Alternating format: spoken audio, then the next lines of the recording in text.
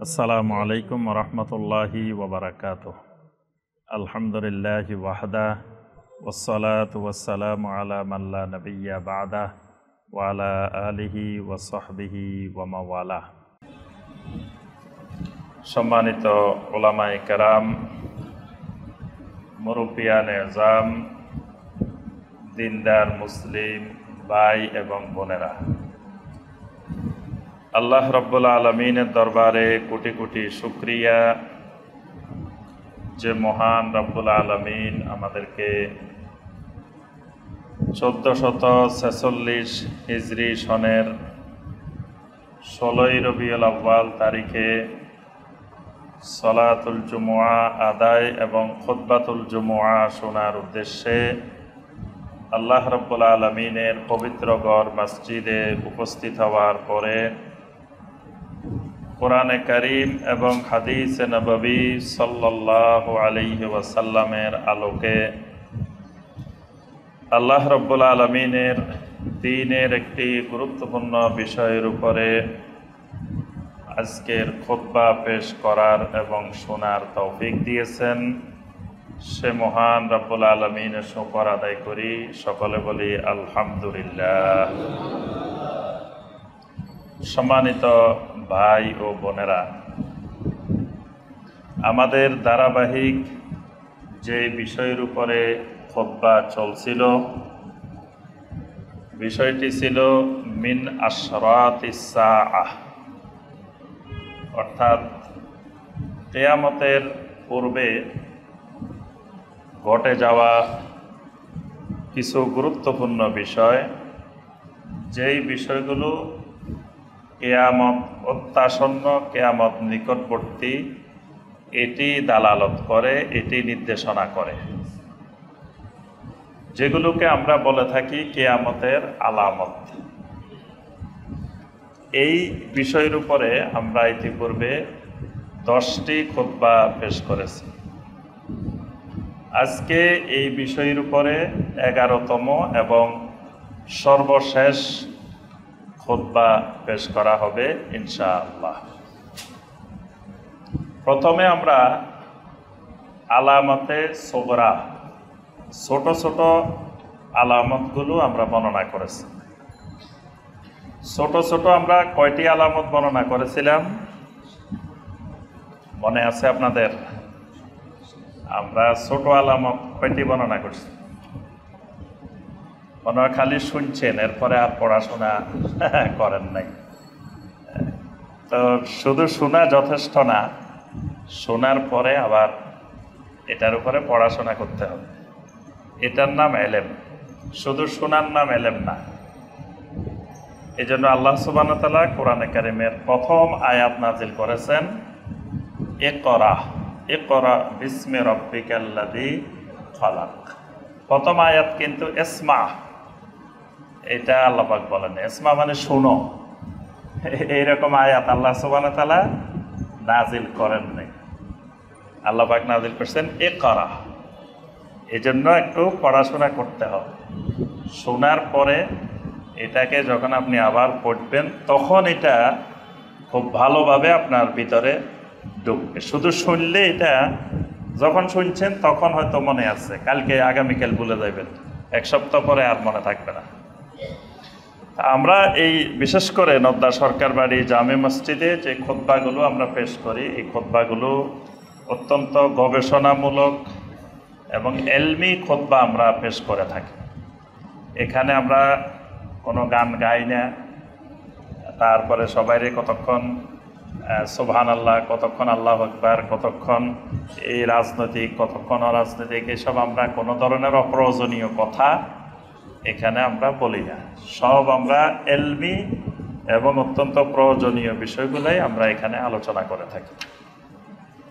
আমরা 130টি আলামতে সুগরা আলোচনা করেছি, মানে ছোট ছোট আলামত, এরকম 130টা আমরা বর্ণনা করছি। এরপরে আমরা শুরু করেছি বড় বড় আলামতগুলো। তো বড় বড় আলামতের মধ্যে 1 নম্বর যে আলামতটি আমরা আলোচনা করেছি, সেটা কি? 1 নম্বর ছিল আল ইমাম আল মাহদি। 2 নম্বর ফিতনাতুল মাসিহে দাজ্জাল, মাসিহে দাজ্জালের ফিতনা। 3 নম্বর জি নুজুলু ঈসা ইবনে মারিয়াম আলাইহিস সালাম, ঈসা ইবনে মারিয়াম আলাইহিস সালামের আগমন, অবতরণ। 4 নম্বরে আমরা আলোচনা করেছি ইয়াজুজ মাজুজের উপরে। 5 নম্বর আল খুসুফাতুস সালাসা, 3টা বড় বড় ভূমিকম্প। 6 নম্বর দোহা। মাশাআল্লাহ, আজকে ভাই ফার্স্ট এসে জি বলতে পারছে। জি, তো এই 6টা আমরা বড় বড় আলামত এই পর্যন্ত আমরা আলোচনা করেছি। আজকের এই পর্বে আমরা আর 3টি আলামত, বড় বড় 3টি আলামত আলোচনা করলেই, মানে বড় আলামত মোট 9টা, হাদিসের আলোকে বড় বড় আলামত মোট 9টি। তো এই 9টির মধ্যে আজকে বাকি 3টা আমরা আলোচনা করব ইনশাআল্লাহ। 7 নম্বর যেই আলামতটি কিয়ামতের বড় আলামত, সেটি হলো তুলুউশ শামসে মিন মাগরিবিহা, মানে এক সময় এসে পশ্চিম দিক থেকে সূর্য উঠবে। সাধারণত সূর্য উঠে কোন দিকে? পৃথিবীর আপনি যেই দেশে যাবেন, যেখানে যাবেন, সেখানে দেখবেন যে সূর্য উঠে পূর্ব দিক থেকে। কিন্তু কিয়ামতের পূর্বে একদিন সূর্য উঠবে পশ্চিম দিক থেকে। এই পশ্চিম দিক থেকে সূর্য উঠা, এটা কিয়ামতের বড় আলামতগুলোর মধ্য থেকে অন্যতম একটি আলামত। পশ্চিম দিক থেকে সূর্য উঠবে, এটা কোরআনে কারিমের আয়াত দ্বারাও প্রমাণিত এবং নবী সাল্লাল্লাহু আলাইহি ওয়াসাল্লামের অনেকগুলো সহিহ হাদিস দ্বারা এই আলামতটি প্রমাণিত।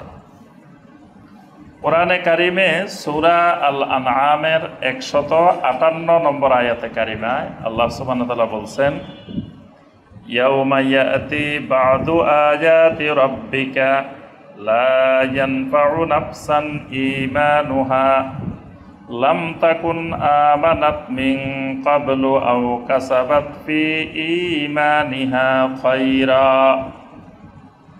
আল্লাহ পাক এখানে এই আয়াতে কারিমে বলছেন, ইয়াউমা ইয়াতি বা'দু আয়াতি রাব্বিক, এমন একটি দিন আসবে যেদিন আপনার রবের কিছু নিদর্শন প্রকাশ পাবে।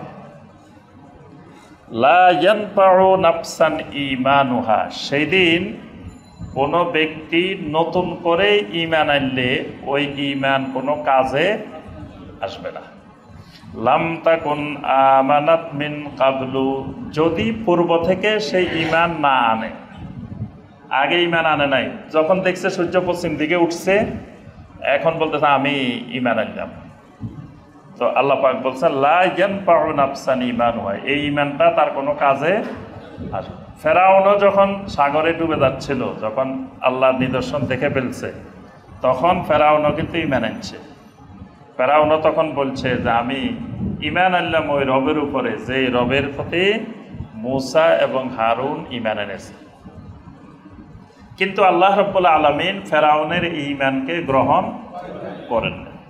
তো সূর্য যেদিন পশ্চিম দিকে উঠবে, সেই দিনও যদি কেউ ঈমান আনে, ওই ঈমান আল্লাহ রাব্বুল আলামিন গ্রহণ করবেন না। আও কাসাবাত ফি ঈমানিহা খায়রা, অথবা আগে থেকে ঈমান আছে কিন্তু তওবা করে নাই, এখন যখন দেখছে সূর্য পশ্চিম দিক থেকে উঠছে, এখন তওবা করা শুরু করছে, এই সময় তাওবাও কবুল হবে না। মানে নতুন করে ঈমান আনলে ঈমানও যেমন গ্রহণযোগ্য হবে না, ঈমানদারেরা তওবা করলে সেই তওবাটাও গ্রহণযোগ্য হবে না।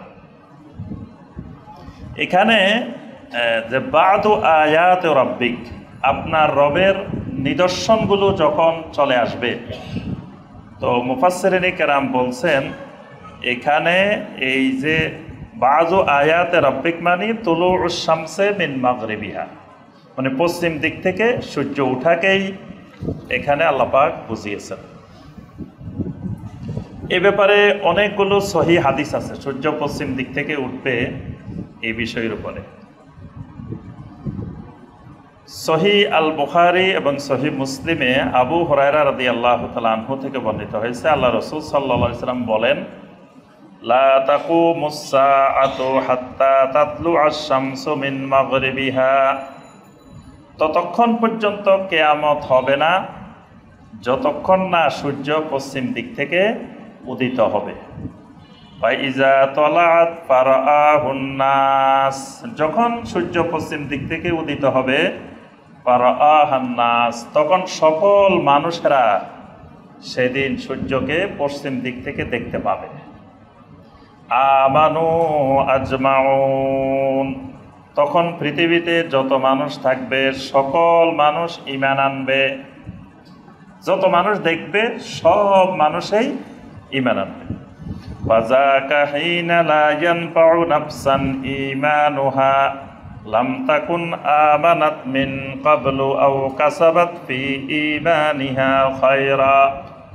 এই কথা বলে নবী সাল্লাল্লাহু আলাইহি ওয়াসাল্লাম কোরআনে কারিমের এই আয়াতটা তেলাওয়াত করছেন যে সেদিন ঈমান আনলে সেই ঈমান আল্লাহ রাব্বুল আলামিনের কাছে গ্রহণযোগ্য হবে না।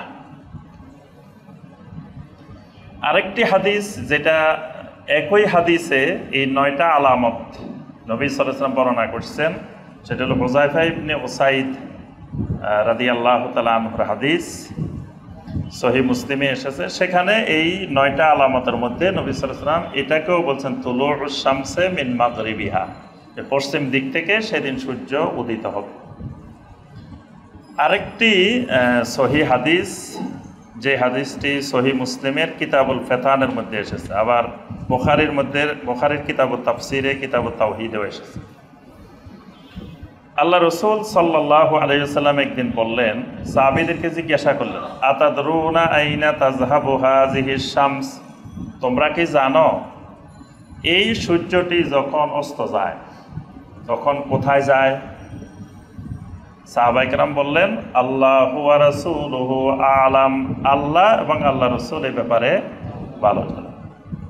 তখন আল্লাহ রাসূল সাল্লাল্লাহু আলাইহি ওয়াসাল্লাম বলেন, ইন্না হাযিহি তাজরি হাত্তা তানতাহি ইলা মুস্তাকাররিহা তাহতাল আরশ, এই সূর্য চলতে চলতে যখন তার নির্দিষ্ট গন্তব্যস্থানের শেষ প্রান্তে পৌঁছে যায়, তাহতাল আরশে, তখন আল্লাহর আরশের নিচে চলে যায়। সুবহানাল্লাহ।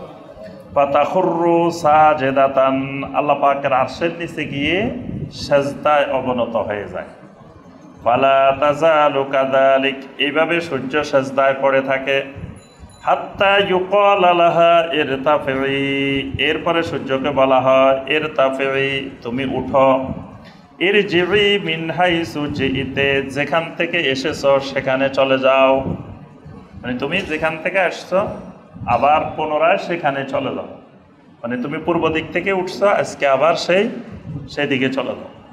ফাতারজিউ ফাতুসবিহু তালিআতান মিন মাতলিহা, আবার সূর্য ওই পূর্ব দিক থেকে সেদিক থেকে উদিত হয়। এইভাবে প্রতিনিয়ত চলতে থাকে। প্রতিদিন সূর্য আল্লাহর আরশের নিচে গিয়ে সাজদা দেন, আল্লাহ পাক আবার নির্দেশ দেন তুমি যে জায়গা থেকে আসছো সেই জায়গায় চলে যাও।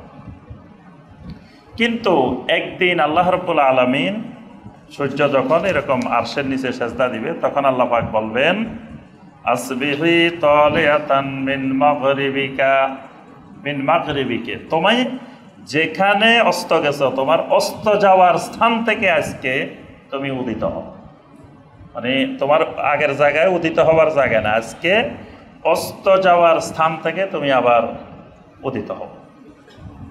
তখন নবী সাল্লাল্লাহু আলাইহি ওয়াসাল্লাম এই আয়াতে কারিমাটা তেলাওয়াত করছেন যে এই যখন পশ্চিম দিক থেকে উঠবে তখন মানুষ দেখে সবাই ঈমান আনবে, কিন্তু আল্লাহ রাব্বুল আলামিন এই ঈমান গ্রহণ করবেন না। যখন আপনার এই সূর্য পশ্চিম দিক থেকে উঠবে তখন কোনো গুনাহগারের তাওবা লা তুকবালু তাওবাতুল আসি, কোনো গুনাহগারের তাওবাকে আল্লাহ রাব্বুল আলামিন কবুল করবেন না। কারণ এর আগে যতগুলো আলামত প্রকাশ পেয়েছে তার মধ্যে সবচাইতে বড় আলামত যে আয়াতুন আজিমা, মহান নিদর্শন, মহান আলামত হলো এটা। মানে এটা দেখলে সব মানুষ বুঝে যাবে যে মানে কিয়ামত চলে আসছে, সুতরাং কিয়ামতের যে আলামত বলা হয়েছে এটা সত্য, তখন সব মানুষ দলে দলে ঈমান আনবে এবং তওবা করা শুরু করবে। এই জন্য আল্লাহ রসুল সাল্লাল্লাহু আলাইহি সাল্লাম বলেন যে এই সময় যখন এই আলামতটা দেখে যখন মানুষ তওবা করা শুরু করবে, তখন আল্লাহ পাক তাদের এই তওবাকে গ্রহণ করবেন না। এই জন্য নবী সাল্লাল্লাহু আলাইহি ওয়াসাল্লাম বলছেন যে ওয়ালা তাজালু তাওবা মাকবুলা হাত্তা তাতলু আশ-শামসু মিনাল মাগরিব, সূর্য পশ্চিম আকাশে ওঠার আগ পর্যন্ত বান্দা যতবার আল্লাহর কাছে তওবা করবেন, আল্লাহ পাক সকল বান্দার তওবা, মুমিনের তওবা আল্লাহ কবুল করবেন। কিন্তু সূর্য পশ্চিম আকাশে ওঠার পর থেকে আর কোনো মুমিনের তওবাও আল্লাহ রাব্বুল আলামিন কবুল করবেন না। তাহলে আমরা এই সংক্ষিপ্তভাবে আয়াতগুলো এবং হাদিসগুলোর মাধ্যমে বুঝলাম যে কিয়ামতের আগে একদিন সূর্য পশ্চিম দিক থেকে উদিত হবে। তবে পশ্চিম দিক থেকে উদিত হওয়া মানে যে কিয়ামত চলে আসছে এটা না। আবার ওই দিন যে সূর্য পশ্চিম দিক থেকে উঠছে এই কন্টিনিউ পশ্চিম দিক থেকে উঠবে এরকমও না, মানে একদিন পশ্চিম দিক থেকে উঠছে এবং এই দিনটা কোনো কোনো বর্ণনা আসছে অনেক লম্বা হবে। এই দিনটা আর সূর্য ডুববে না, দীর্ঘ সময় চলে যাবে এই এক অবস্থার মধ্যে। এরপরে সূর্য ডুববে, আবার পরবর্তীতে আগের মতো পূর্ব দিক থেকে সূর্য উঠবে। মানে ওই সূর্য পশ্চিম দিক থেকে ওঠা মানে এটা শেষ না একেবারে। এরপরেও পৃথিবী আরও থাকবে, এরপরেও আরও কিছু আলামত বাকি থাকবে এবং কিয়ামতের আরও দেরি আছে। মানে ওইটা কিয়ামতের পূর্বের একটা আলামত, সূর্য পশ্চিম দিক থেকে উদিত হওয়া। ৮ নম্বর আলামত সেটি হলো আদ-দাব্বা। দাব্বা মানে একটা অদ্ভুত প্রাণী।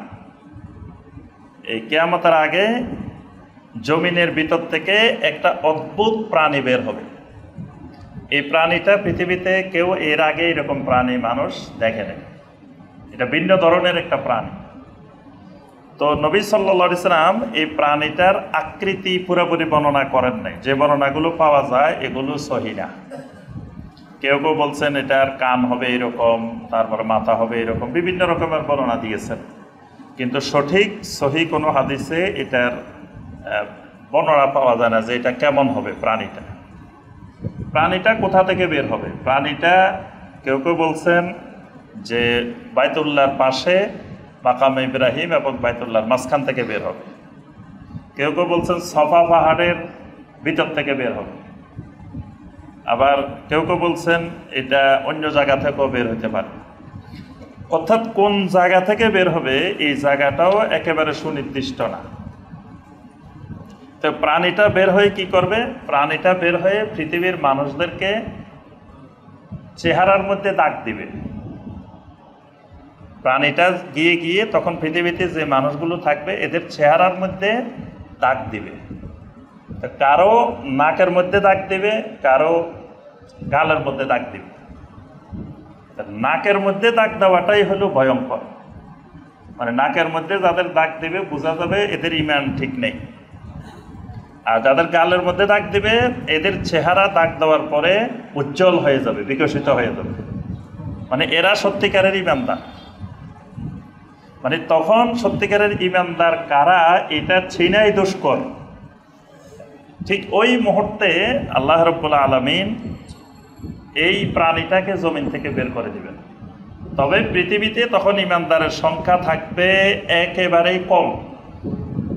তখন ঈমানদারের সংখ্যা পৃথিবীতে একবারে কম থাকবে, সামান্য থাকবে।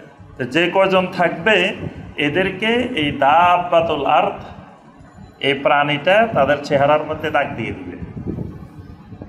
এই ব্যাপারে কোরআনে কারিমের আয়াতও আছে, নবী সাল্লাল্লাহু আলাইহি ওয়াসাল্লামের অনেকগুলো সহিহ হাদিসও আছে। কোরআনে কারিমের সূরা নমলের ৮২ নম্বর আয়াতে কারিমায় আল্লাহ পাক বলছেন, ওয়া ইদা ওয়াকাআল কাওলু আলাইহিম আখরাজনা লাহুম দাব্বাতাম মিনাল আরদ তুকাল্লিমুহুম ইন্নান নাসা কানু বিআয়াতিনা লা ইউকিনুন। আল্লাহ পাক বলেন, ওয়া ইদা ওয়াকাআল কাওলু আলাইহিম, যখন তাদের উপরে সেই বাস্তব অবস্থা নিপতিত হবে, তখন আমি জমিনের ভিতর থেকে একটি অদ্ভুত প্রাণী বের করে দিব, যেই প্রাণী তুকাল্লিমুহুম, মানুষের সাথে কথা বলবে। এই প্রাণী আবার কথাও বলবে, এই প্রাণীর কথা বলার মতো আল্লাহ পাক শক্তি দিবেন।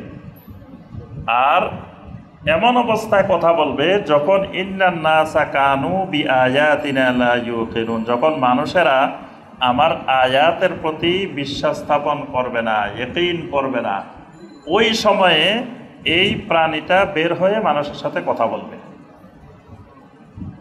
তো এখানে আল্লাহ পাক বলছেন ওয়াকাল কাউলু আলাইহিম, যখন তাদের সেই অবস্থা চলে আসবে। অবস্থাটা কি? অবস্থাটা হলো মানুষ তখন আল্লাহর জিকির থেকে গাফেল হয়ে মানুষ পাপাচার, তারপরে সীমালঙ্ঘন, আল্লাহর নাফরমানি, শিরিক, বেদাত, এইগুলোতে মানুষ ভরপুর হয়ে যাবে। ঠিক ওই মুহূর্তে আল্লাহ রাব্বুল আলামিন আল্লাহর নিদর্শন হিসাবে এই প্রাণীটিকে আল্লাহ বের করে দিবেন। আব্দুল্লাহ ইবনে মাসউদ রাদিয়াল্লাহু তাআলা আনহু বলেন, সেই সময় পৃথিবীতে কোনো বড় আলেম থাকবে না। বিমাউতিল উলামা, সত্যিকারের ওলামা বলতে যাদেরকে বোঝানো হয় এরকম ওলামায়ে কেরাম থাকবেন না। ওয়া জিহাবুল ইলম, এবং তখন পৃথিবী থেকে এলেম উঠে যাবে। ওয়া রাফউল কোরআন, এবং কোরআনও পৃথিবী থেকে উঠে যাবে। মানে পৃথিবীতে তখন ওলামাও থাকবেন না, নামদারি ওলামা থাকবেন, কিন্তু সত্যিকারের ওলামা বলতে যাদেরকে বোঝানো হয় তারা থাকবেন না। এলেম উঠে যাবে, কোরআন উঠে যাবে।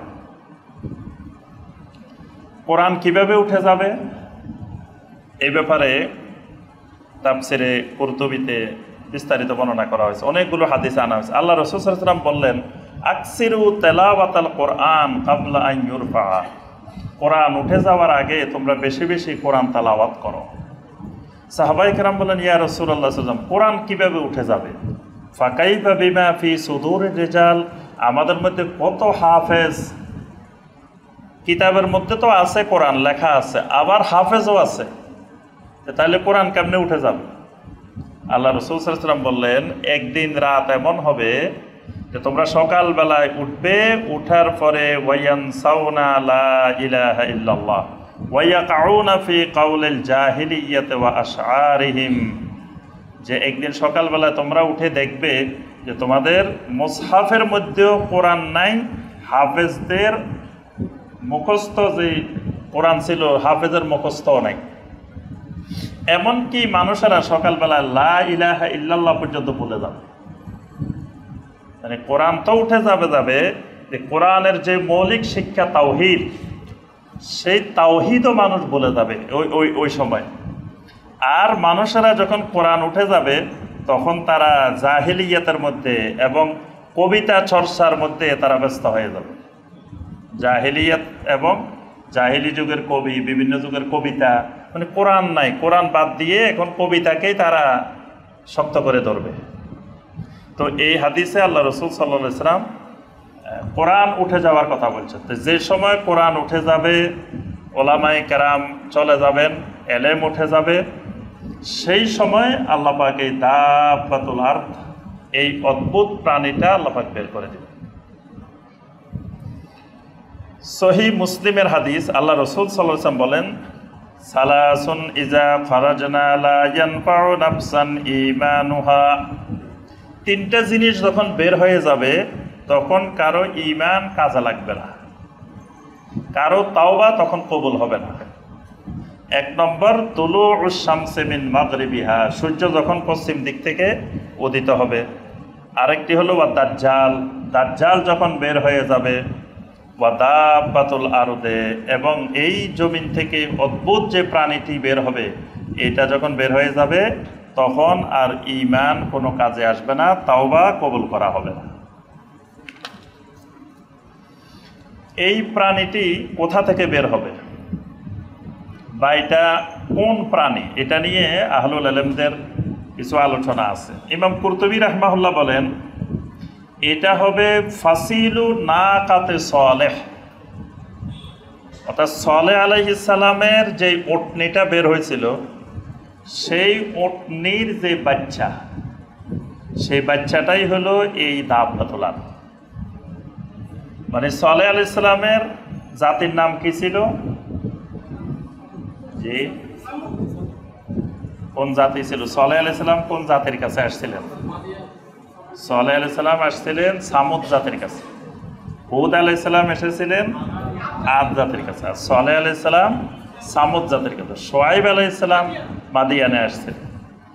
তো এখন সলে আলাইহিস সালামের জাতি অর্থাৎ সামুদ জাতি সলে আলাইহিস সালামকে বলছিলেন যে যদি পাহাড়ের ভিতর থেকে আপনি একটা উটনি বের করে নিয়ে আসেন, এমন উটনি বের করে নিয়ে আসতে হবে যে উটনিটা বাড়িতে আনলে বাচ্চা হবে, এইরকম উটনি।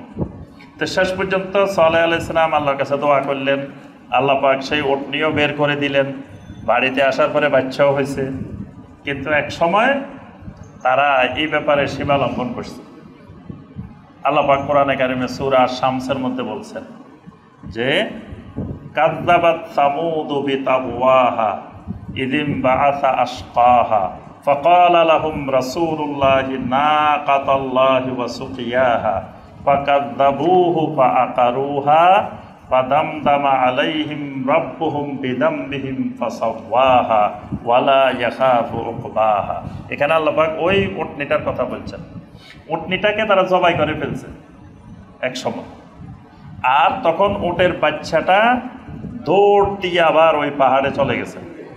মাকে যখন জবাই করে ফেলতেছে, বাচ্চাটা দৌড় দিয়ে ওই পাহাড়ে গেছেন। ওই পাহাড়ে গিয়ে 7টা বিকট আওয়াজ করছেন, আওয়াজ করে আবার পাহাড়ে ঢুকে গেছে।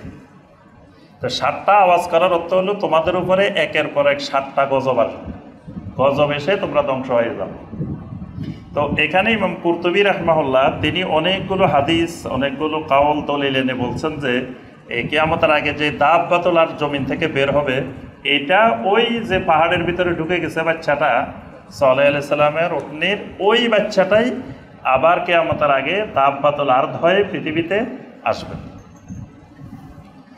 আবার কেউ কেউ বলছেন সাহাবায়ে কেরাম একবার সমুদ্রের সফরে গিয়েছিলেন। সেই সমুদ্রের সফরে গিয়ে সেখানে এক লোকের সাথে দেখা হয়েছিল, অদ্ভুত এক লোকের সাথে সাহাবায়ে কেরামের দেখা হয়েছে সাগরের দ্বীপের মধ্যে। তো সে ব্যাপারেও হাদিসে অনেক বর্ণনা আছে। তো ওখানে যে লোকটার সাথে দেখা হয়েছে, তো সেই লোকটা তখন বলছিল যে একটা প্রাণী আছে, যে প্রাণী পৃথিবীর গোপন তথ্যগুলো সংগ্রহ করে। তো কোনো কোনো মুফাসসিরিন কেরাম বলছেন যে সে তামিমুদ দারি রাদিয়াল্লাহু তাআলা আনহুর যে দাজ্জালের কিচ্ছার যে ঘটনা, সেখানে যে জাসসাসা মানে তথ্য অনুসন্ধানকারী প্রাণী, ওই প্রাণীটাই কিয়ামতের আগে দাব্বাতুম মিনাল আরদ হয়ে বের হয়। কেউ কেউ বলছেন এটা কাবার দরজা থেকে বের হবে, কাবার গেট থেকে, কাবার দরজা যেখান দিয়ে, এখান থেকে ভিতরের থেকে একটা প্রাণী আল্লাহ রাব্বুল আলামিন বের করে দেবেন। তো এখানে এই প্রাণীটা প্রত্যেক মানুষের সামনে সামনে যাবে, গিয়ে কথাও বলবে, কথা বলবে। আর যারা আহলুল বেদা, যারা আহলুল শিরক, যারা আহলুল কুফর, এদেরকে নাকের মধ্যে একটা দাগ দিয়ে দিবে। আর যারা সত্যিকারের ইমানদার হবে, তখনও বোঝা যাচ্ছে যে ইমানদার পৃথিবীতে থাকবে। যখন কিয়ামত হবে তখন পৃথিবীতে একজন ইমানদারও থাকবে না। যখন এই দাব্বাতুম মিনাল আরদ বের হবে, তখনও পৃথিবীতে কিছু ইমানদার থাকবে। একজন ইমানদারও যতক্ষণ পৃথিবীতে সত্যিকারের ইমানদার থাকবে, ততক্ষণ পর্যন্ত কিয়ামত সংগঠিত হবে না। তো যে ইমানদার অল্প কয়জন থাকবেন, এদেরকে এই দাব্বাতুম মিনাল আরদ তাদের চেহারার মধ্যে একটা দাগ দিয়ে দিবেন। এই দাগ দেওয়ার পরে তাদের চেহারাটা আরো উজ্জ্বল, আরো সুশোভিত হয়ে যাবে। এই হলো দাব্বাতুল আরদ সম্পর্কে সংক্ষিপ্ত বর্ণনা। এরপরে আরেকটি আলামত আছে, সেটি হলো আন-নারুল্লাতী তুহশারুন নাস। কিয়ামতের আগে একটা বড় ধরনের আগুন বের হবে, আগুন। এই প্রাণীটা যেরকম পৃথিবীর নিচের থেকে বের হবে, এরকম পৃথিবীর এক জায়গা থেকে বিশাল একটা আগুন বের হবে। আগুনটা বের হয়ে এটা পরবর্তীতে আমরা হাদিসের মধ্যে দেখবো, এটা ইয়েমেনের আদন এলাকা থেকে বের হবে। ইয়েমেনের একটি প্রসিদ্ধ জায়গা আছে আদন, আপনার ওই যে মক্কা মুকাররমা মদিনা মুনাওয়ারা দেখবেন যে একটা চা বিক্রি করে আদানি, শাহী আদানি ওখানে দোকানে লেখা আছে, প্রত্যেক দোকানে শাহী আদানি চা। আদানি চাটা খুব টেস্টি এবং দামও বেশি। এই আদানি মানে ওই ইয়েমেনের আদান, ওই জায়গার মানে ফর্মুলায় চাটা বানানো হয়, এই জন্য এটার নাম আদানি, শাহী আদানি। তো এই আদান যে এলাকাটা ইয়েমেনের, ওই এলাকা থেকে আগুনটা বের হবে।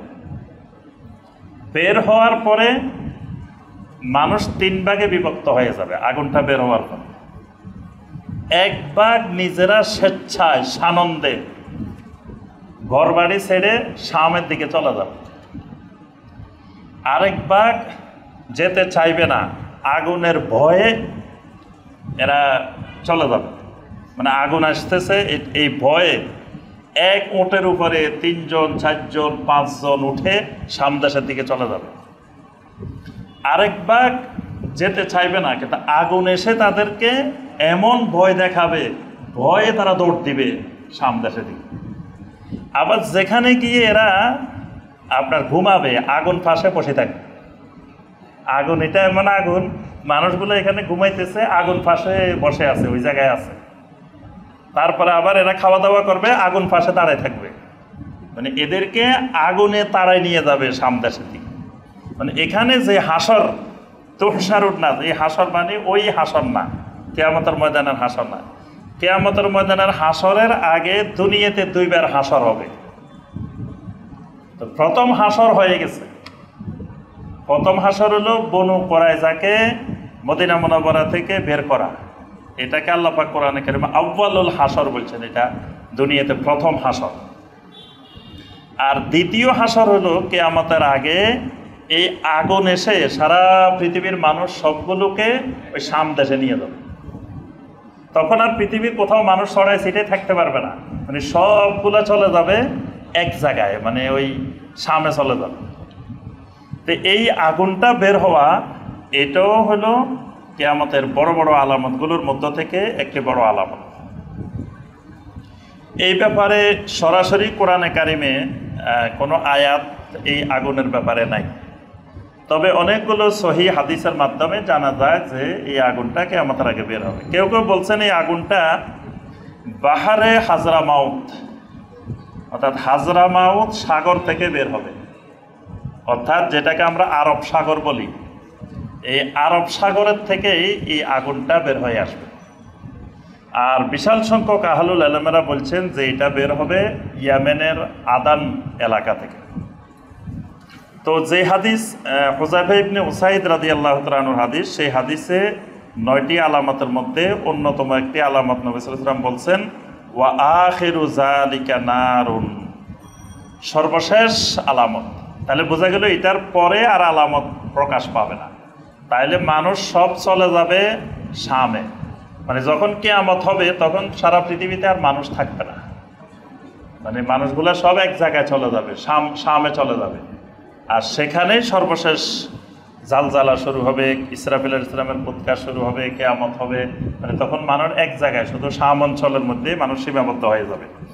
তো নবী সাল্লাল্লাহু আলাইহি ওয়াসাল্লাম বলেন ওয়া আখিরু যালিকা নারুন তাখরুজু মিনাল ইয়ামান, শেষে এমন একটা আগুন যেটা ইয়েমেন থেকে বের হবে, তুতরিদুন নাস ইলা মাহশারিহিম, মানুষদেরকে এই আগুন ওই হাসরের ময়দানে নিয়ে যাবে। এই হাসরের ময়দান মানে শাম দেশ। এই হাসরের ময়দান কিয়ামতের ময়দানের ওই হাসরের ময়দান না। আরেকটি হাদিসে আল্লাহ রাসূল সাল্লাল্লাহু আলাইহি ওয়াসাল্লাম বলেন, এই হাদিসটি তিরমিজিতে এসেছে, মুসনাদে আহমদে এসেছে, নবী সাল্লাল্লাহু আলাইহি ওয়াসাল্লাম বলেন সাতাখরুজু নারুন মিন হাজরামাউত, হাজরামাউত থেকে অথবা হাজরামাউতের সাগর থেকে একটা আগুন বের হবে কাবলা ইয়াউমিল কিয়ামা, কিয়ামতের আগে, যেটা তাহশুরুন নাস, সমস্ত মানুষকে এই আগুনটা একত্রিত করবে। এই আগুনটার বের হওয়ার পরে মানুষ 3 ভাগে বিভক্ত হয়ে যাবে। এক ভাগ হবে ফাউজুন রাগিবুনা তাইমুনা কাসুনা রাকিবুন, মানে এরা এই আগুনটা বের হওয়ার পরে বুঝবে যে আগুন যখন বের হয়েছে এই আগুন থেকে আর বাঁচার কোনো উপায় নাই। তো এরা স্বেচ্ছায় আনন্দে এরা আপনার একবারে আরোহী নিয়ে, তাদের কাছে যার কাছে যে বাহন থাকবে সেই বাহন নিয়ে, কাপড় চোপড় নিয়ে, খাওয়া দাওয়া নিয়ে তারা দল বেঁধে সামদেশের দিকে চলে যাবে। এদেরকে আগুন তাড়ানো লাগবে না, এরা তাড়ানো ছাড়াই এমনি সামদেশের দিকে চলে যাবে।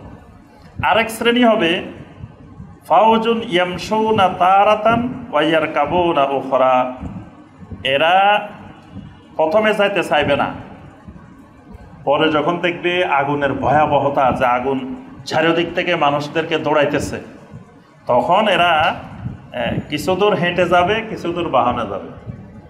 এমনকি নবী সাল্লাল্লাহু আলাইহি ওয়াসাল্লাম বলেন যে এক ইসনানে আলা বাঈরিন ওয়া সালাসা আলা বাঈরিন, এক এক উটের উপরে 2 জন উঠবে, 3 জন উঠবে, ওয়া আশারাতুন আলা বাঈরিন, এক উটের উপরে 10 জনও উঠবে, উঠে তারা ওই শাম দেশের দিকে চলে যেতে থাকে।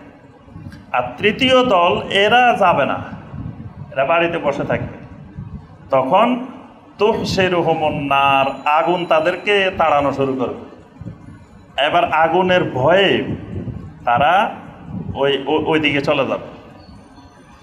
আর এই আগুনের ব্যাপারে নবী সাল্লাল্লাহু আলাইহি ওয়াসাল্লাম বলছেন যে এরা যেখানে রাত্রি যাপন করবে তাবিতু মাআহুম হাইসু বাতু, মানে এই মানুষগুলো যেখানে রাত্রি যাপন করবে আগুনও সেখানে রাত্রি যাপন করবে। মানে মানুষ এগুলো যাইতে যাইতে যখন আর যাইতে পারতেছে না, এখন তাদের বিশ্রাম নেওয়া দরকার, কতক্ষণ খাওয়া দরকার, তো আগুনও সেখানে দাঁড়ায় থাকবে তাদের পাশে। এইভাবে যতক্ষণ না আগুন তাদেরকে ওই শাম দেশে পৌঁছায় দিবে, এতক্ষণ পর্যন্ত আগুন তাদের পিছে পিছেই সাথে সাথেই থাকবে। আর শাম অঞ্চলে পৌঁছার পরে আগুন আর নাই। এখন আবার যদি কেউ থাকে, ওই সময় যদি বাঙালি কেউ থাকে, তা আগুন না দেখে এবার বলতে পারে যে চলো আবার বাংলাদেশে চলে যাই, যেহেতু আগুন আর নাই। কিন্তু অবস্থা এমন হবে যে যখন এরা আবার বের হওয়ার জন্য চাইলে কেউ, আগুন আবার তাদেরকে তাড়া করবে, মানে আর বের হয়ে ওখান থেকে আসতে পারবে না। শাম থেকে বের হয়ে কেউ যদি দেশের অন্যান্য অঞ্চলে যেতে চায় তাহলে তাদের পক্ষে আর আসা সম্ভব হবে না। তো পৃথিবীর মানুষগুলোকে তখন এক জায়গায় একত্রিত করে রাখা হবে, ওই শুধু শাম অঞ্চলের মধ্যেই রাখা হবে। ইবনে ওমর রাদিয়াল্লাহু তাআলা আনহুমা থেকে একটি হাদিস আছে এই ব্যাপারে। নবী সাল্লাল্লাহু আলাইহি ওয়াসাল্লাম যখন বললেন যে কিয়ামতের আগে এরকম আগুন বের হবে, তখন সাহাবায়ে কেরাম জিজ্ঞাসা করলেন, ইয়া রাসূলুল্লাহ ফামাযা তা'মুরুনা, যদি এই আগুন বের হয় তখন আমাদের করণীয় কি, আমরা কি করব? নবী সাল্লাল্লাহু আলাইহি ওয়াসাল্লাম বলেন, আলাইকুম বিশ-শাম, তোমরা তখন স্বেচ্ছায়, তোমাদেরকে আগুন তাড়ানোর আগে তোমরা স্বেচ্ছায় শাম দেশে চলে যাবে। অর্থাৎ ইমানদারের আলামত হবে, ইমানদারের করণীয় হবে, মানে আগুন আসার আগে যখনই আগুন বের হবে, আগুন তাড়ানো শুরু করবে, তখন ইমানদারেরা যেন স্বেচ্ছায় ওই শাম দেশের দিকে চলে যায়। এই হাসরটা, এখানে যে হাসরের কথা বলা হয়েছে, এটা হলো হাসরুদ দুনিয়া, মানে এটা দুনিয়ার হাসর। দুনিয়াতে 2 বার হাসর, আবার হাসরান ফিল আখিরা, আখিরাতেও 2 বার হাসর হবে। তো দুনিয়ার প্রথম হাসর ইজলা উ বানি নাদির ইলা শাম, বনু নজিরকে শামের দিকে পাঠাই দেওয়া। বনু নজির হলো ইহুদিদের অন্যতম একটা বড় গোত্র ছিল বনু নজির। তো বনু নজিরকে মদিনা থেকে বের করে শাম দেশে পাঠাই দেওয়া, এটা হলো আউয়ালুল হাসর, প্রথম হাসর। আর কিয়ামতের আগে মানুষদেরকে ওই আগুন বের হয়ে আবার শাম দেশে পাঠাই দিবে, এটা হলো দ্বিতীয় হাসর। তো মোটামুটি এই হলো কিয়ামতের ময়দানের, কিয়ামতের পূর্বের 9টি গুরুত্বপূর্ণ বড় বড় বৃহৎ আলামত। এই আলামতগুলো সংগঠিত হবার পরে, মানে আমরা দেখতে পাচ্ছি যখন আগুন তাড়ায় নিচ্ছে তখনও কিন্তু ইমানদার আছে। যখন আগুন বের হয়েছে, আগুন বের হয়ে মানুষদেরকে দৌড়াচ্ছে, সে শাম দেশে নিয়ে যাচ্ছে, তখনও ইমানদার আছে। তাহলে বোঝা গেল তখনই কিয়ামত হবে না। ওই শাম দেশে সমবেত অবস্থায়, শাম দেশে থাকা অবস্থায় এবার আস্তে আস্তে আস্তে আস্তে মানুষগুলো, এবার তো সারা পৃথিবী থেকে সব মানুষগুলো এক জায়গায় চলে আসছে। আর তখন এর দ্বারা বোঝা যায় তখন মানুষের সংখ্যা কমে যাবে। কারণ বর্তমানে পৃথিবীতে যত মানুষ আছে, এত মানুষ যদি সামদেশে যায়, সামদেশে তো দাঁড়ানোর জায়গায় নেই, বসা, এত মানুষ থাকবে কিভাবে? তার অর্থ হলো এর আগে যে আলামতগুলো প্রকাশ পাবে, যেমন 3টা বৃহৎ আকারের ভূমিকম্প হবে পৃথিবীর 3 জায়গায়, তখন পৃথিবীর বিশাল সংখ্যক মানুষ মারা যাবে, কমে যাবে। এভাবে আস্তে আস্তে মানুষের সংখ্যা কমে আসবে। আর এই অল্প সংখ্যক মানুষগুলোই ওই সামদেশে সমবেত হবে। এখন সমবেত এই মানুষগুলোর মধ্যে যত রকমের পৃথিবীতে মুশরিক আছে, কাফের আছে, যত রকমের মানুষ আছে, সব এক জায়গায় চলে আসছে। আর ইমানদারের সংখ্যা ছিল অল্প। এই অল্প ইমানদারের পরবর্তী প্রজন্মগুলো যখন এই কাফের মুশরিকদের সাথে এক জায়গায় একত্রে একই অঞ্চলে বসবাস শুরু করবে, আস্তে আস্তে আস্তে আস্তে এরা সব মানুষগুলো শিরকের দিকে, কুফরের দিকে চলে যাবে, ঈমান থেকে আস্তে আস্তে বিচ্যুত হয়ে যাবে। আর যখন একেবারে ঈমান থেকে বিচ্যুত হইতে হইতে হইতে হইতে সর্বশেষ মানুষটা তাওহীদ থেকে সরে যাবে, তখনই কিয়ামত আরম্ভ হবে। তাহলে বোঝা গেল কিয়ামত এখনো অনেক দূরে আছে, আমাদের থেকে অনেক দূরে। আর এখন কথা হলো এই বিষয়টাকে আমরা কেন জানতেছি? এই বিষয়টা ঈমান বিল গায়বের অন্তর্ভুক্ত, এবং এই বিষয়গুলোর উপরে ঈমান আনা আমাদের জন্য ফরজ। এই বিষয়গুলোর ঈমানে যদি কারো ঘাটতি থাকে, কেউ যদি অস্বীকার করে, কেউ যদি এগুলোকে বিশ্বাস না করে, তাহলে তার ঈমান থাকবে না। আর যখন হয়তো এই ঘটনাগুলো ঘটবে পৃথিবীতে, আমরা থাকবো বারজাখী জীবনে, আমরা থাকবো কবরের জগতে, আমাদের উপর দিয়ে ঘটতেছে না, কিন্তু আমাদের জন্য বিষয়গুলো আখিরাত। বিষয়গুলো ঘটবে দুনিয়াতে, কিন্তু আমাদের জন্য বিষয়গুলো আখিরাত। মানে মৃত্যুর পরে যা ঘটবে সবই তো আখিরাত। তো তাহলে তখন দুনিয়াতে যদি যা ঘটবে এগুলো আমাদের জন্য হবে আখিরাত। তো সর্বশেষ আমরা এই আলামতগুলো থেকে সর্বশেষ যেটা মুলাখাস, যেটা সারাংশ, মূল কথা, সেই কয়েকটা পয়েন্ট আমাদেরকে ভালো করে এই আলোচনার প্রেক্ষাপটে এখান থেকে আমরা যেটাকে বলা হয় নাতায়েজুল বাহাস, মানে এই আলোচনার ফলাফল, রেজাল্ট, কয়েকটা পয়েন্ট আমাদেরকে ভালো করে খেয়াল রাখতে হবে। প্রথম বিষয়, কিয়ামতের যে আলামতগুলো আমরা আলোচনা করেছি এগুলা মিনাল ঈমান বিল গায়ব, এগুলা ঈমান বিল গায়ব। আল্লাযী লা ইউতিম্মু ঈমানুল মুসলিম ইল্লা বিল ঈমান বিহি। এই বিষয়গুলোর উপরে ঈমান না আনলে কোনো মুসলিমের ঈমান পরিপূর্ণতা লাভ করবে না। কোরআনে কারিমের শুরুতেই আল্লাহ রাব্বুল আলামিন বলছেন, হুদাল লিল মুত্তাকিন আল্লাযীনা ইউমিনুনা বিল গায়ব, আল্লাযীনা ইউমিনুনা বিল গায়ব, যারা গায়েবের উপরে ঈমান আনে। তো গায়েবের উপরে ঈমান বলতে এই বিষয়গুলো, যে কিয়ামতের আলামতের যে বিষয়গুলো বলা হয়েছে, এগুলো সবই গায়েবের উপরে ঈমানের অন্তর্ভুক্ত। এই কারণে একজন মুসলিমকে এই বিষয়গুলো জানতে হবে। এবং জিবরিল আলাইহিস সালাম, যে হাদিসে জিবরিল আলাইহিস সালাম, যেখানে জিবরিল আলাইহিস সালাম মানুষের আকৃতিতে এসে প্রশ্ন করেছেন, নবী সাল্লাল্লাহু আলাইহি ওয়াসাল্লামকে ইসলাম সম্পর্কে প্রশ্ন করছেন, ঈমান সম্পর্কে প্রশ্ন করছেন, ইহসান সম্পর্কে প্রশ্ন করেছেন, সেখানে কিয়ামতের আলামত সম্পর্কেও নবী সাল্লাল্লাহু আলাইহি ওয়াসাল্লামকে জিজ্ঞাসা করছেন। তাহলে বোঝা যায় যে এই বিষয়টা ঈমান বিল গায়েবের গুরুত্বপূর্ণ একটি বিষয়। 2 নম্বর যে বিষয়টি, সেটি হলো কিয়ামতের আলামতগুলো দাখিলুন ফিল ঈমান বিল ইয়াউমিল আখির, মানে ঈমানের 6টি রোকন। এই 6টি রোকনের মধ্যে 6 নম্বর রোকনটা হলো 5 নম্বর রোকনটা হলো আল ঈমান বিল ইয়াউমিল আখির, আখিরাতের উপরে ঈমান। এই আখিরাতের উপরে ঈমানের একটি গুরুত্বপূর্ণ অংশ হলো এই কিয়ামতের আলামত, আশরাতুস সাআহ, অর্থাৎ এটা আখিরাতের প্রতি ঈমানের সাথে সম্পৃক্ত বিষয়। 3 নম্বর বিষয়, কিয়ামতের আলামত প্রমাণের জন্য যে কোনো হাদিস, মানে হাদিস মুতাওয়াতির হতে হবে জরুরি বিষয় না, সহিহ হলে যে কোনো হাদিসেই, সেটা মুতাওয়াতির হতে পারে, সেটা খবরে ওয়াহেদ হইতে পারে, সেটা যে কোনো পর্যায়ের হাদিস, যদি হাদিসটা বিশুদ্ধ সনদে প্রমাণিত হয় তাহলে সেটা বিশ্বাস করতে হবে। মানে কিয়ামতের আলামত প্রমাণের জন্য একেবারে কোরআনের আয়াত অথবা মোতাবাতের হাদিস হতে হবে এরকম জরুরি বিষয় না। যে কোনো পর্যায়ের সহি হাদিস পাওয়া গেলে ওই বিষয়টা আকীদার বিষয় হিসাবে সাব্যস্ত হতে পারে। এজন্য কিয়ামতের আলামতের ব্যাপারে যে কোনো সহি হাদিস পাওয়া গেলে সেটা ঈমান আনতে হবে। 4 নম্বর বিষয় যে লাম ইয়াসবুত হাদিসুন সহিহুন ফি তাহদিদ উমরের দুনিয়া, মানে দুনিয়ার বয়স নির্ধারণে কোনো সহি হাদিস পাওয়া যায় না। মানে দুনিয়া কত বছর হবে, যে এই পৃথিবীর বয়স কত বছর হবে, মানে কত বছর পরে কিয়ামত হবে, বা নবী সাল্লাল্লাহু আলাইহি ওয়াসাল্লামের পরে কত বছর পৃথিবী স্থায়ী হবে, কত সালে কিয়ামত হবে, এইরকম সুনির্দিষ্ট পৃথিবীর বয়স সম্পর্কিত কোনো সহি হাদিস পাওয়া যায়। যেগুলো পাওয়া যায় এগুলো কোনোটাই বিশুদ্ধ হাদিস দ্বারা, বিশুদ্ধ বর্ণনা দ্বারা প্রমাণিত না। এই জন্য বলা যাবে না যে 100 বছর পরে কিয়ামত হয়ে যাবে, 500 বছর পরে কিয়ামত হবে, অমুক সময় কিয়ামত হবে।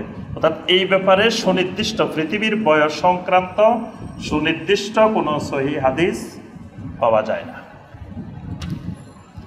5 নম্বর যেই গুরুত্বপূর্ণ বিষয়টা সেটি হলো কিয়ামতের আলামত মানেই এই কাজটা করা হারাম এটা বোঝায় না। মানে এটা কিয়ামতের আলামত, এর অর্থ এই নয় যে এটা হারাম। কিয়ামতের আলামতগুলোর মধ্য থেকে হারামও হইতে পারে, মুবাহও হইতে পারে, ভালো হইতে পারে, খারাপ হইতে পারে। মানে কিয়ামতের আলামত শুনলে এই কথা মনে করা যাবে না যেহেতু এটা কিয়ামতের আলামত তাহলে এটা করাই যাবে না, এটা হারাম। এটা হারাম না, সবগুলো হারাম না। মানে অনেক হারাম কাজও কিয়ামতের আলামত, আবার অনেক ভালো ভালো কাজও কিয়ামতের আলামত। কিয়ামতের আগে এই কাজটা ঘটবে, এই কাজটা ঘটবে, এটা ভালো হইতে পারে। এই জন্য কিয়ামতের আলামত মানে গড়ে সব হারাম, করাই যাবে না, বিষয়টা এরকম নয়। এরপরে কিয়ামতের আলামতের মধ্যে প্রথমটা যখন প্রকাশ পাবে, মানে প্রথম আমরা বলছি কোনটা, 1 নম্বরটা না, মানে বড় আলামতের মধ্যে 1 নম্বরে কোনটা? 1 নম্বর হলো মাহাদি, ইমাম মাহাদি আসা, এটা বড় আলামতের মধ্যে 1 নম্বর। তো ইমাম মাহাদি যখন আসবেন, মানে 1 নম্বর আলামত যখন প্রকাশ পাবে, একের পর এক পর্যায়ক্রমে বাকি আলামতগুলো প্রকাশ পাবে। মানে 1 নম্বরটা কখন আসবে এটা আল্লাহ পাক ভালো জানেন, কিন্তু যখন এটা আসবে তার অর্থ 1 নম্বরটাও প্রকাশ পাইলে বাকিগুলো প্রকাশ পাইতে আর দেরি হবে না। এবার একের পর এক সিরিয়াল অনুযায়ী এই 9টা আলামতেই প্রকাশ পেয়ে যাবে। এরপরে কিয়ামতের আলামতগুলো, এগুলো নবী সাল্লাল্লাহু আলাইহি ওয়াসাল্লামের মুজিজাত, অর্থাৎ নবী সাল্লাল্লাহু আলাইহি ওয়াসাল্লামের নবুয়তের আলামত, নবী সাল্লাল্লাহু আলাইহি ওয়াসাল্লামের দালাইলুন নবুওয়াহ, যে নবী সাল্লাল্লাহু আলাইহি ওয়াসাল্লাম নবী, যে এটার একটা প্রমাণ যে নবী সাল্লাল্লাহু আলাইহি ওয়াসাল্লাম কিয়ামতের যে আলামতগুলো বর্ণনা করেছেন, কিয়ামত সম্পর্কে কিয়ামতের আগে যা ঘটবে বলছেন, এগুলো সব বাস্তবের সাথে ঘটতেছে, মিলে যাচ্ছে।